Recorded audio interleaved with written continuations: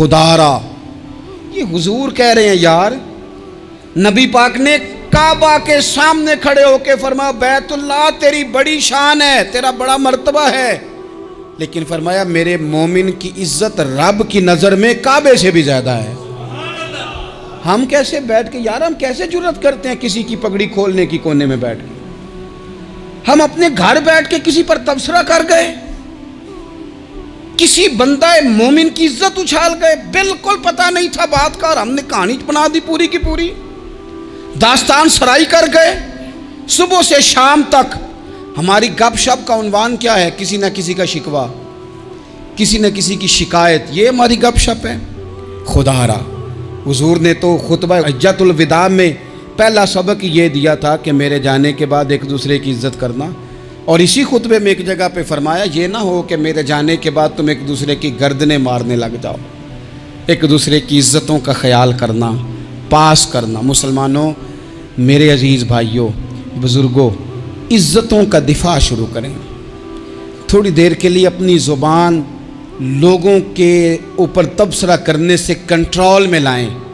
کچھ چیزیں ایسی, میں مختلف شہروں میں جاتا ہوں, جس شہر میں گئے وہاں لوگوں نے یہ کہا جناب یہاں جو مولانا ہے نا, بعض لوگ یہ باتیں بڑی چسکے لے کے سنتے ہیں, یہاں جو مولانا ہے نا وہ کچھ نہیں کرتے, آپ بڑے اچھے ہیں. یہاں جو پیر صاحب ہیں وہ بڑے گڑبڑ ہیں, آپ بڑے اچھے ہیں. تو میں ان سے کہتا ہوں کہ میں اس لیے اچھا ہوں کہ میں تھوڑی دیر کے لیے آیا ہوں, میں نے چلے جانا ہے.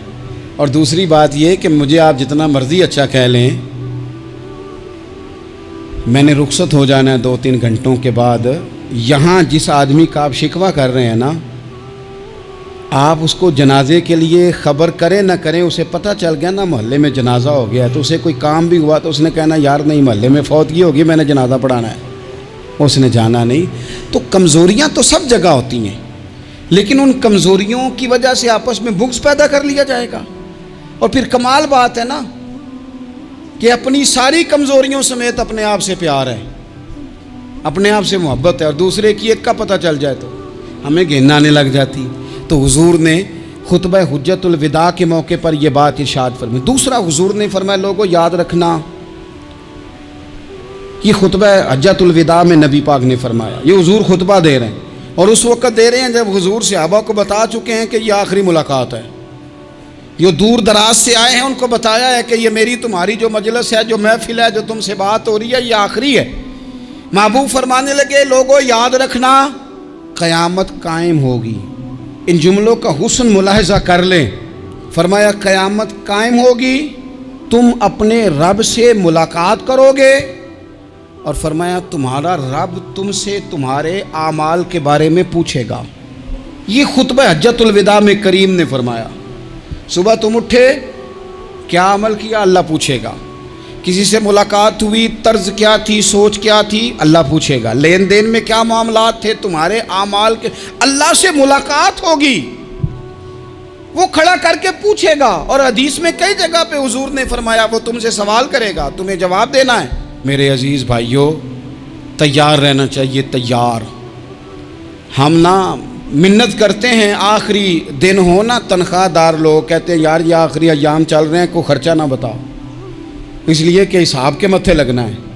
آخری دنوں میں, بجٹ کے دنوں میں لوگ پریشان ہوتے ہیں کہ حساب دینا ہے. جب رب سے ملاقات کریں گے اور وہ حساب مانگے گا, کتنا مشکل کام ہے. اور ایک مقام پہ حضور نے فرمایا جس سے اللہ نے حساب مانگا وہ تو الجھ گیا, دعا کرو وہ حساب مانگے ہی نہ, بے حساب ہی بخشش فرما دے. نبی پاک صلی اللہ تعالیٰ علیہ وآلہ وسلم نے ارشاد فرمایا اسی خطبہ حجۃ الوداع میں, حضور فرمانے لگے سن لو, میں نے تم تک اللہ تعالیٰ کا پیغام پہنچا دیا ہے. اب جس شخص کے پاس امانت رکھی ہو اس پر لازم ہے کہ وہ امانت اس تک پہنچا دے جو اس کا مالک ہے. ہم بہت سارے لوگ ایسے ہوتے ہیں, ہمارے پاس امانتیں ہوتی ہیں, کچھ بھی نہ ہو تو کچھ لوگوں کے راز کی امانت ہوتی ہے, کچھ بھی نہ ہو تو کچھ لوگوں کی باتیں ہم تک پہنچ جاتی ہیں, وہ راز ہوتا ہے, وہ امانت ہوتی ہے. مجلس کی گفتگو بھی امانت ہے, لیکن ہم امانتوں کا خیال نہیں کرتے, خیانت ہو جاتی ہے. بہت محتاط ہو کر اپنی زندگی میں امانتوں کا خیال کیا جائے. یا ایھا الذین آمنوا لا تخونوا اللہ والرسول وتخونوا اماناتکم وانتم تعلمون. اللہ فرماتے ہیں ایمان والو، نہ رب سے خیانت کرنا، نہ رب کے رسول سے خیانت کرنا، نہ آپس میں ایک دوسرے سے خیانت کرنا، جانتے بوجھتے ہوئے یہ کام نہ کرنا۔ وَأَنْتُمْ تَعْلَمُونَ، جانتے ہو، تمہیں پتہ ہے۔ کبھی بھی بددیانتی کا مظاہرہ نہ کریں اپنی زندگی میں، کبھی بھی۔ اور یہ بھی یاد رکھ لیں، بچوں کو کیا پتا کہ ہمارا ابا حلال لا رہا ہے کہ حرام لا رہا ہے؟ آپ لا رہے ہیں نا، تو وہ تو بیچارے بھولے پن میں کھا رہے ہیں، تو حساب آپ نے دینا ہے۔ جنہ لی تو پاپ کمائے ہن کتھے نہیں ہو تیرے کر دے، بلا نا۔ تو بچوں کا تو یہ معاملہ ہے بھائی، اللہ ماشاءاللہ کہ وہ وقت پہ ہی، شادی کے 10-15 دن کے بعد ہی ان کو پیغام مل جاتا ہے کہ اگر ہمارا علیحدہ گھر ہو تو میں مرضی سے سجاؤں، تو میں مرضی سے سنواروں، تو میرا کوئی مطلب اپنا سلسلہ ہو، تو بڑے ٹائم پہ ساری باتیں شروع ہو جاتی ہیں۔ وہ تو معاملہ ہی بالکل اور ہے۔ تو بالکل کسی بھی امانت میں کبھی بھی خیانت کرنے کی کوشش نہ کریں، اور یاد رکھیں مال حرام جہاں آتا ہے وہاں بڑی تباہی آتی ہے۔ جہاں لوگ بددیانت ہو جاتے ہیں وہاں معاملات بڑے خراب ہو جاتے ہیں۔ اللہ تبارک و تعالی دیانتداری کی توفیق عطا فرمائے۔ حضور نے خطبہ حجۃ الوداع کے موقع پر فرمایا، میں نے آج جاہلیت کے سارے سود ختم کر دیے۔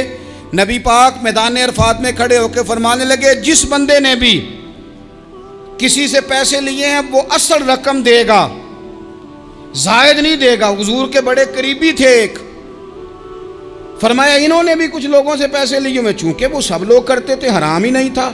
فرمایا میں ان کو بھی حکم دیتا ہوں کہ یہ اصل رقم وصول کریں گے، کسی سے ایک پائی بھی زیادہ وصول نہ کریں گے۔ نبی پاک صلی اللہ تعالیٰ علیہ وسلم نے خطبہ حجۃ الوداع میں ایک باریک بات حضور نے بھی، یہ آپ نے ضرور سمجھنی ہے، بالخصوص جو لوگ تھوڑا دین پر عمل کر رہے ہیں، جن کا لبادہ مذہبی ہو گیا، جنہیں لوگ حضرت صاحب، قاری صاحب، علامہ صاحب، مفتی صاحب، حاجی صاحب، بزرگوں کہہ کے بلاتے ہیں، وہ اس پر توجہ کریں۔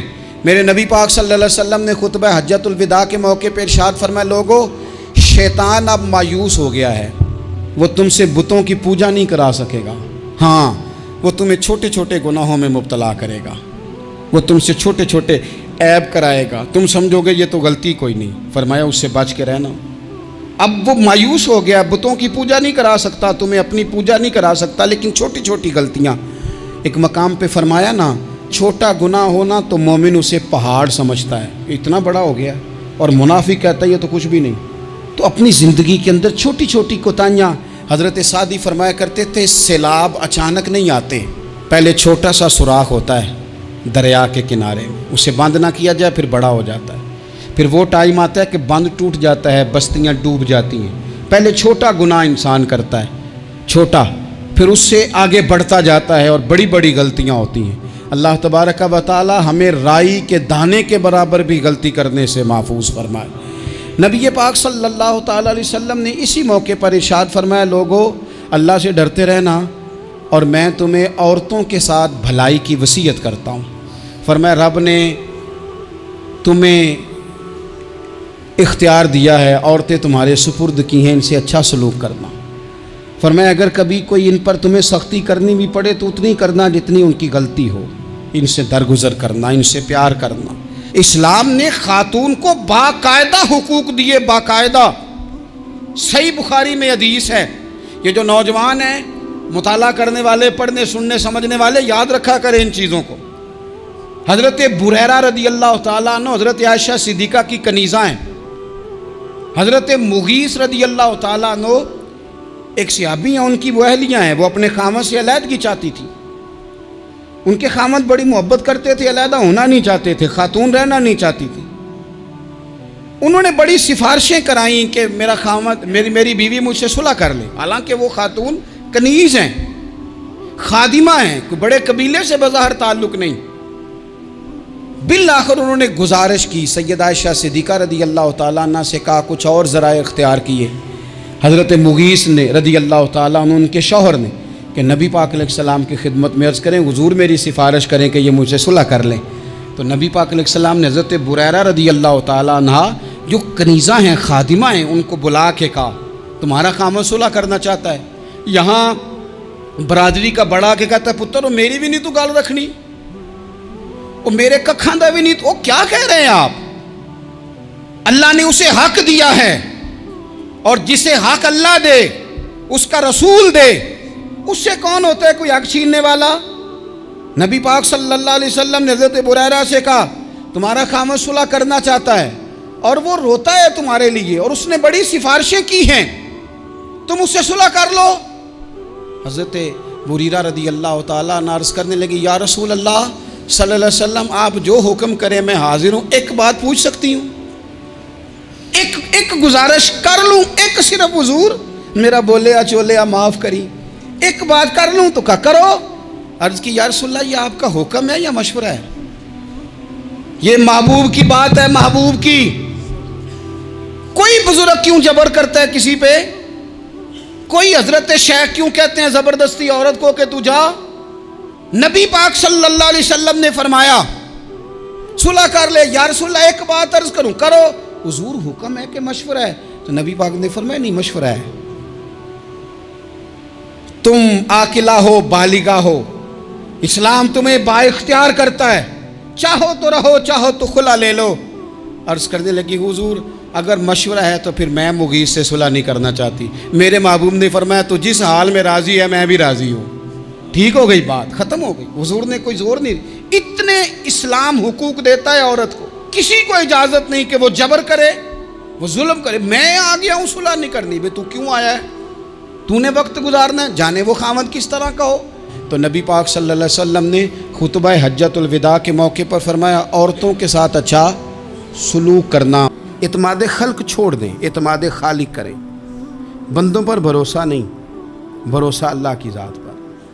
جو بندہ رب کی ذات پر بھروسہ کرتا ہے مضبوط ہو جاتا ہے، طاقتور ہو جاتا ہے، کمزور نہیں پڑتا۔ یہ ضروری نہیں کہ آپ کے دوست مخلص نہیں تھے تو اس لیے آپ کا کام نہیں ہو سکا، یہ ضروری نہیں ہوتا۔ ہو سکتا ہے آپ کے دوست پورے مخلص ہوں، تعاون بھی پورا کرنے کو تیار ہوں، پر رب کریم کا ارادہ قدرتی نہ ہو کہ آپ کا کام ہو۔ کیا کر لیں گے آپ کے احباب، آپ کے دوست کیا کر لیں گے؟ اللہ کا ارادہ قدرتی نہیں۔ شاید اسی لیے کسی درویش نے کہا تھا کہ خوش نصیب وہ ہے جو اپنے نصیب پہ راضی ہے۔ وہ شاید زیادہ نصیب والا ہے جو اپنے نصیب پہ خوش ہو گیا۔ عزیز دوست، چیزوں کو سمجھ لیں اور اچھی طرح سے آپ سمجھ لیں کہ ہو سکتا ہے کہ آپ کے دوست آپ کو پورا کندھا دینا چاہ رہے تھے، وہ تیار تھے، پر اس وقت آپ کا نصیب ہی کچھ اور تھا۔ آپ ان خزانوں پر زیادہ توجہ کریں جو خزانے رب کے پاس ہیں۔ ہمیں اپنے تعلقات پر بڑا بھروسہ ہوتا ہے، ہمیں بڑا پتہ ہوتا ہے اتنے لوگوں سے میرا یارانہ ہے، فلانے سے میرے دوستی ہے۔ اور بھائی یہ سارے کام تب ہوں گے جب رب چاہے گا۔ بہترین ڈاکٹر کے پاس جا کے دوا کھا لے میرے عزیز، شفا تبھی ہوگی جب میرا اللہ چاہے گا۔ سارے ٹیسٹ کر لیے ہیں ڈاکٹر نے مریض کے، ساری رپورٹیں آ گئی ہیں، ہر چیز ٹھیک ہے، لیکن نہ وہ کھا پاتا ہے، نہ وہ سو پاتا ہے، نہ وہ چل پاتا ہے، نہ وہ ہنس پاتا ہے۔ اس نے پوری دنیا جہاں تک اس کی دوڑ تھی اس نے لگا لی، لیکن لازمی نتیجہ یہ نکلتا ہے کہ اسے کہنا پڑتا ہے کہ ہوگا وہی جو میرا رب چاہے گا۔ اس لیے جو خزانے میری جیب میں آپ کی جیب میں ہیں، جو تعلقات ہمارے ہیں، ان تعلقات پر بھروسہ نہ کرو، بلکہ وہ خزانے جو اللہ کے پاس ہیں ان پر بھروسہ کریں، آپ مضبوط ہو جائیں گے۔ داتا گنج بخش علی اجمیری قربان جائیں، گنج بخش فیض عالم مظہر نور نا کی سارا پیر کامل اور کامل آرا رہنما۔ اس ملک کے وطن عزیز کا جو لوگ حسن ہے نا، ان میں بڑے بڑے تارے ہیں، پر اس وطن کا جو چاند ہے وہ داتا گنج بخش علی اجمیری ہے۔ داتا صاحب چاند ہے میرے وطن کا۔ اس وطن میں جو چمکے گا وہ داتا علی اجمیری سے فیض لے کے چمکے گا۔ یہ کمال ہے۔ وہ کہتے ہیں کہ علاقے میں قحط پڑ گیا تھا، گندم کا ایک دانہ لوگوں کو میسر نہیں تھا، بارش نہیں ہوئی، سالوں بیت گئے، لوگ بڑے پریشان تھے، بڑی آزمائش میں تھے، ہر بندہ تکلیف میں تھا۔ بازار میں لوگ آتے تھے تو سہمے سہمے سے، ڈرے ڈرے سے، پریشان پریشان سے۔ قحط ہے، آزمائش ہے، مجبوری ہے، جانور بھوکوں مر رہے ہیں۔ اللہ تبارک و تعالیٰ کی طرف سے لوگوں پر ایک آزمائش ہے، لوگ صبر کر رہے ہیں۔ کہتے ایک غلام بازار آیا تھالا لے کے کچھ خریدنے، آیا بھی تو اٹکیلیاں کرتا، اور چیزیں خریدی تو ہنستے ہوئے، اور جانے لگا تو مسکراتے ہوئے۔ پریشانیوں میں، دکھوں میں کو بندہ اگر اس طرح ہنسے تو بعضوں کا طبیعت چڑ جاتی ہے کہ یار ہم پریشان ہیں، تجھے کس بات کی خوشیاں چڑھی ہوئی ہیں۔ کہتے ہیں لوگوں نے بازو تھام کے غصے سے کہا تو اتنا خوش کیوں ہے جب سارا شہر پریشان ہے، سارا ملک آزمائش میں ہے، تو اتنا کیوں ہنس رہا ہے؟ کہنے لگا تم ہوگے پریشان، میں جس کا غلام ہوں نا، میرا جو آقا ہے، اس نے اپنے برتن بڑے پہلے گندم سے بھر لیے تھے، میرے آقا کے بڑولے بھرے ہوئے ہیں، لہذا میں کسی پریشانی میں نہیں ہوں، خوش ہوں۔ داتا علی اجویری رحمۃ اللہ علیہ کمال کر گئے، سید حجویر مخدوم امم۔ داتا صاحب فرماتے ہیں اگر تیرا اور میرا رب کے خزانوں پر اتنا بھی یقین ہو جائے نا جتنا اس غلام کا اپنے آقا کے خزانے پہ ہے، تو پھر ہم ہر وقت رو کے نہ دکھائیں، پھر ہر وقت ہم غربتوں کے رونے نہ روئیں، پھر ہر وقت ہم یہ مایوسیوں کی کہانیاں نہ سنائیں۔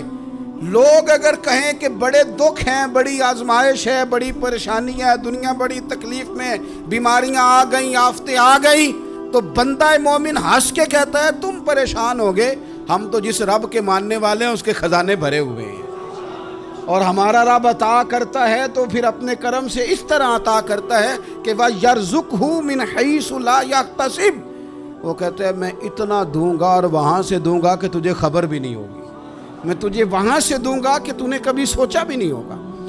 آپ اگر چاہتے ہیں کہ زندگی سکون میں آ جائے، سکون میں، تو لوگوں کی جیبوں پہ نظر چھوڑ دیں، رب کے خزانوں پہ نگاہ جمائیں۔ اتنا نوازتا ہے، اتنا نوازتا ہے، اتنا نوازتا ہے کہ انسان حیران ہو جاتا ہے کہ مجھے اتنا بھی مل سکتا ہے۔ ایک بات یہ میرے عزیز کہ اپنی زندگی میں نا دعووں سے بچیں، دعووں سے بچیں، لفظوں اور عمل اور اٹھنے بیٹھنے، اس میں کسی بھی قسم کے تکبر سے اپنے آپ کو بچائیں۔ بندہ ہی اچھا لگتا ہے، وہ اگر دعووں پہ اتر آتا ہے نا، کہانیوں پہ اتر آتا ہے اور داستان سرائی پہ اتر آتا ہے، اور وہ لوگوں کو آئینے دکھانے شروع کر دیتا ہے، اور اسے تقوی کا ہیضہ ہو جاتا ہے، نیکی کا بخار چڑھ جاتا ہے، تو پھر بھی وہ پریشان ہو جاتا ہے۔ اس لیے کہ جب انسان پرہیزگاری کی اینک لگا لے تو اسے باقی سارے لوگ گناہگار نظر آتے ہیں۔ آپ اگر سکھی رہنا چاہتے ہیں نا تو عاجزی اختیار کریں۔ کیوں کہ جب آپ عاجزی اختیار کریں گے تو آپ کو اللہ کی مخلوق اچھی لگنے لگ جائے گی، کیوں کہ آپ اپنے سے بھی کسی کو بہتر سمجھتے ہیں۔ جب تک آپ میں تکبر ہے، میں نے دیکھا ہے کہ لوگ تکبر کا شکار ہو جاتے ہیں، کسی کو جھوٹا، کسی کو بددیانت، کسی کو فراڈیا، کسی کو دھوکے باز، کسی کو ڈاکو، کسی کو چور، کسی کو غدار، کسی کو فلانا، کسی کو فلانا۔ اصل بات کیا ہے؟ اصل بات یہ ہے کہ اس شخص کے دماغ کے اندر تکبر کا سودا سما گیا، یہ کسی چکر میں پڑ گیا ہے، اس کو ہیضہ ہو گیا ہے پرہیزگاری کا، یہ سمجھنے لگے کہ جو میں سوچتا ہوں وہ صرف وہی ٹھیک ہے۔ تیرا یہ دعویٰ ہے کہ ساری مخلوق ٹھیک نہیں، اور میرا رب فرماتا ہے لَقَدْ خَلَقْنَا الْإِنسَانَ فِي أَحْسَنِ تَقْوِيمٍ، میں نے مخلوق بنائی بڑی سونی ہے۔ ہم نا جب یہاں آ جاتے ہیں نا، یہاں ایک شخص تھا جس کا نام تھا بلعم بن باورہ، یہ بڑا مستجاب الدعوات تھا، جو دعا مانگتا تھا اللہ قبول فرما لیتا، پرہیزگار تھا، اسم اعظم اللہ نے اسے عطا کر دیا۔ حضرت موسیٰ علیہ السلام کے دور میں حضرت موسیٰ علیہ السلام نے جب اپنی قوم کو لے کے جبارین کے خلاف جہاد شروع کیا، نکلے تو اس طرف آنا تھا جس طرف یہ رہتا تھا۔ لوگ سارے اکٹھے ہو کے اس کے پاس آئے، آ کے کہنے لگے حضرت موسیٰ علیہ السلام آ رہے ہیں اپنی قوم کو لے کے حملہ کرنے کے لیے، تو دعا کر دے، معاذ اللہ نبی کے خلاف دعا کر دے، تو بد دعا کر دے تاکہ وہ آ نہ سکیں، تیری دعائیں قبول ہوتی ہیں۔ پہلے تو کہنے لگا کہ کتنے بدبخت ہو، مجھے نبی کے خلاف بات کرنے اور دعا کرنے کا کہہ رہے ہو، معاذ اللہ، بدبخت ہو، دوڑ جاؤ۔ لیکن اللہ سے یہ توفیق مانگے کہ وہ انسان کا شعور سلامت رکھے، شعور سلام۔ حضرت سلطان باؤ رحمۃ اللہ علیہ نے اپنے دور میں کہا تھا کہ ایمان سلامت ہر کوئی مانگدا ہے، عشق سلامت کوئی وہ تو انہوں نے کہا تھا نا. اور آج کیا حال ہے کہ مال سلامت ہر کوئی مانگتا ہے, تو ایمان سلامت کوئی. اب کہاں ایمان سے, اب تو مال سلامت مانگتے ہیں اللہ ماشاء اللہ. تو انہوں نے کہا تھا کہ ہمارے دور میں سارے ایمان کی سلامتی مانگتے ہیں اور میں عشق کی مانگتا ہوں. اور میں لوگوں کو کیا کہوں, میں تو یہی کہہ سکتا ہوں حضرت سلطان صاحب سے معافی لے کے کہ حضور ہونتے مال سلامت ہر کوئی منگدا ہے, تھے ایمان سلامت کوئی. اب تو یہ حال ہو گیا. او بلم بن باورا غلط فہمی ہو گئی. پہلے تو لوگوں کو اس نے ڈانٹ دیا, لیکن جب لوگ دوبارہ آئے نا تو تحفے طائف لے کے آئے. لالچ میں آ گیا, پاگل ہو گیا, بیوقوف ہو گیا. ہیرس ہوس یہ کہیں کا نہیں چھوڑتا انسان کو. لوگ نیک لوگوں سے بھی دینداری کا رشتہ نہیں بناتے, دنیا داری کا بنا لیتے. وہاں سے بھی مال ڈھونڈتے ہیں جہاں آ کے انہیں دنیا بھول جانی چاہیے تھی. مال آیا, دولت لے کے آئے لوگ, انہوں نے تحفے طائف دیے. وہ کہنے لگا ٹھیک ہے, پہلے ڈانٹ رہا تھا کہ نبی کے خلاف میں بد دعا کروں, اور اب تیار ہو گیا معاذ اللہ. گدھے پہ بیٹھ کے یا گدی پہ بیٹھ کے جا رہا ہے کہ پہاڑ پہ چڑھ کے حضرت موسیٰ علیہ السلام اور ان کی قوم کے خلاف معاذ اللہ بد دعا کرتا ہوں. تو رستے میں جاتے ہوئے نا گدی نے منہ پھیر کے کہا کہ باز آ جا. گدی کہنے لگی تو مجھے آگے بھیجتا اور فرشتے مجھے پیچھے بھیجتے. باز آ جا. بڑے لوگ کانوں میں اذانیں پڑھتے ہیں کہ سیانا ہو جا, سیانا ہو جا, لیکن جب کسی پر بدبختی غالب آتی ہے تو پھر وہ سمجھدار ہونے کو تیار نہیں. اللہ تعالیٰ اپنی خفیہ تدبیر سے ہمیں محفوظ فرمائے. اللہ تعالیٰ ہمارے حق میں جب بھی فیصلہ کرے تو رحمت والا کرے, کرم والا کرے, آسانی والا کرے. چڑھ گیا پہاڑ پہ, اور پہاڑ پہ چڑھ کے جب اس نے ہاتھ اٹھائے, وہ لوگ جو بد دعا کرانے والے تھے وہ ساتھ ہی تھے, تو اپنے منہ سے لفظ نکالتا ہے حضرت موسیٰ کے خلاف معاذ اللہ, لیکن وہ لفظ اپنی قوم کے خلاف نکلتے ہیں.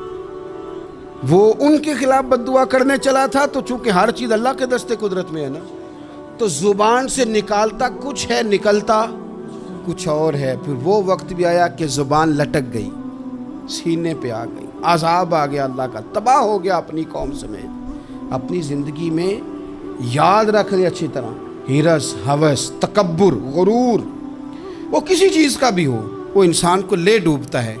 اگر آپ زمین پہ کھڑے رہ کے لوگوں کو دیکھیں گے تو کچھ لوگ اگر آپ کو اپنے برابر نظر آئیں گے نا قد میں, تو کچھ انشاءاللہ بڑے بھی نظر آئیں گے.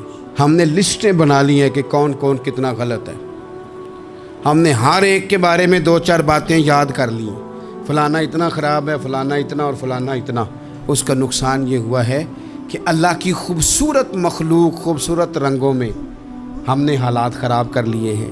اگر ہم چاہتے ہیں کہ ہمارا دل سکون میں آئے, قرار میں آئے, تو زندگی عاجزی والی, انکساری والی, اللہ تبارک و تعالیٰ کی بات. میں اکثر کہتا ہوں کہ نبی پاک صلی اللہ تعالیٰ علیہ وآلہ وسلم نے کتنی شانیں بیان کی. حضرت عمر فاروق, کتنی عظمتیں حضور نے ان کی بیان کی.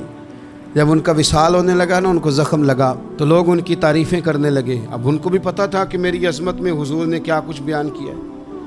لوگ ان کی تعریف کرنے لگے, امیر المومنین آپ کو یہ کمال حاصل ہے. تو حضرت عمر فرمانے لگے دعا کرو بس میری نیکی اور بدیاں برابر ہو جائیں, نیکیاں اور بدیاں برابر ہو جائیں. میں کسی درجے کا خواہش مند نہیں, بس یہ چاہتا ہوں کہ یہ عاجزی کا حسن دیکھیں, انکساری کا یہ درجہ دیکھیں. فرماتے ہیں بس یار معافی دے دے نا, وہ معاف کر دے, پھر تو بات بن گئی.